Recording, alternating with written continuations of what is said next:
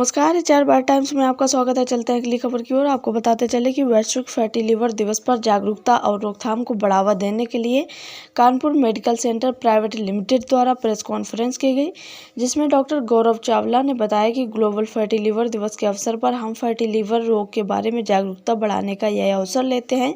यह एक ऐसी स्थिति है जो विश्व स्तर पर लाखों लोगों को प्रभावित करती है। मैं एक स्वास्थ्य पेशेवर के रूप में फैटी लिवर रोग के जोखिम, रोकथाम और प्रबंधन के बारे में जनता को शिक्षित करना चाहता हूं।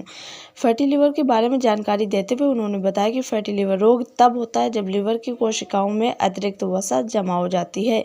इसे मोटे तौर पर 2 प्रकारों में वर्गीकृत किया गया है। हाल के अध्ययनों के अनुसार फैटी लिवर रोग वैश्विक आबादी का लगभग 25% प्रभावित करता है। मोटापे की बढ़ती दर और गतिहीन जीवन शैली के कारण इसका प्रचलन बढ़ रहा है। इसके कुछ प्रमुख कारण हैं, जैसे मोटापा, शुगर, उच्च कोलेस्ट्रॉल, उच्च रक्तचाप, खान-पान की खराब आदतें, भौतिक निष्क्रियता। इसके अलावा उन्होंने बताया कि मैं सभी से स्वस्थ जीवन शैली की दिशा में सक्रिय कदम उठाने का आग्रह करता हूं।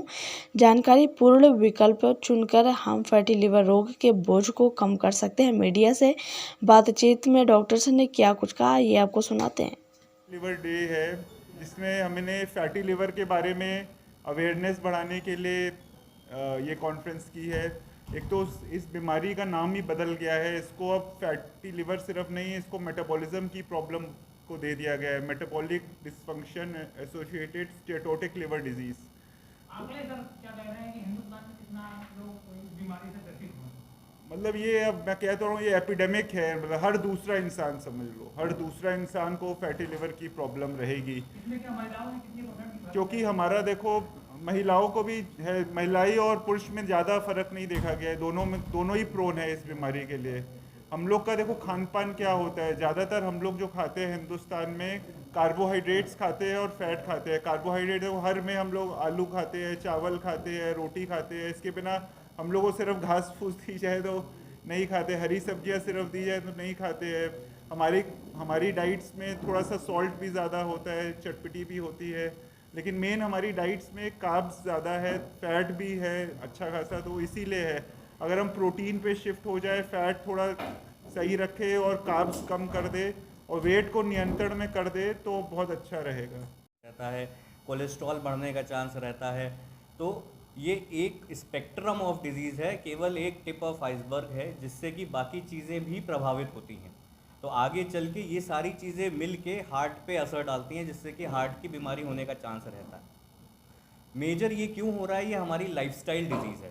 लाइफस्टाइल डिजीज़ हमारा कहने का मतलब ये है कि अब ज़्यादातर हम लोग एक्सरसाइज नहीं कर रहे होते हैं, या फिर हमारी खान पान में ज़्यादा चीज़ें बाहर की होती हैं, जिसमें कि हमारी चीज़ें ज़्यादातर तली भुनी, या फिर उसके अलावा जो हमारा ऑयल का जो बार बार एक ही ऑयल का यूज़ करना हो गया।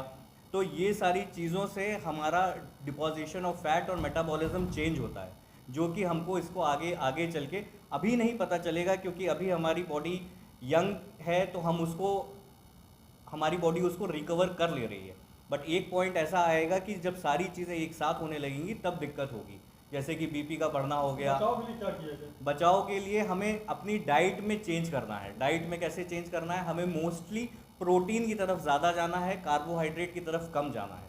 तो इसलिए हमको आलू, चावल और जो हमारी गेहूं वाली चीज़ें हैं, इसमें थोड़ा सा कम करके फाइबर ज़्यादा, ग्रीन वेजिटेबल ज़्यादा, प्रोटीन की डाइट थोड़ी ज़्यादा मात्रा में हम लोग को लेनी चाहिए।